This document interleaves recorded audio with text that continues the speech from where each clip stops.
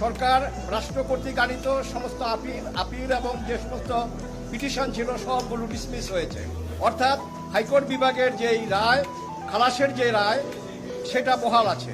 কাজেই আমি বলবো যে আমি গর্ব অনুভব করি আমার সুপ্রিম কোর্ট নিয়ে, আমার হাইকোর্ট বিভাগ এবং আমার অ্যাপেলেট ডিভিশন নিয়ে, যে এখানে ন্যায়ের দণ্ড, এই ন্যায়ের দণ্ড, ন্যায়ের মানদণ্ড আজকে আবার তারা উঁচু করে ধরলেন। কাজেই বাংলাদেশে বিচার আছে, আইনের বিচার আছে, আইনের শাসন আছে, এটা আবার প্রমাণিত হলো।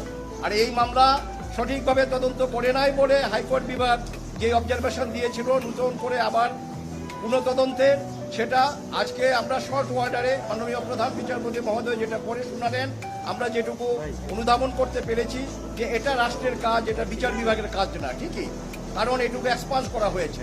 আর নন অ্যাপিলিং অ্যাকিউজ অর্থাৎ জনাব তারেক রহমান সাহেব এবং আপনার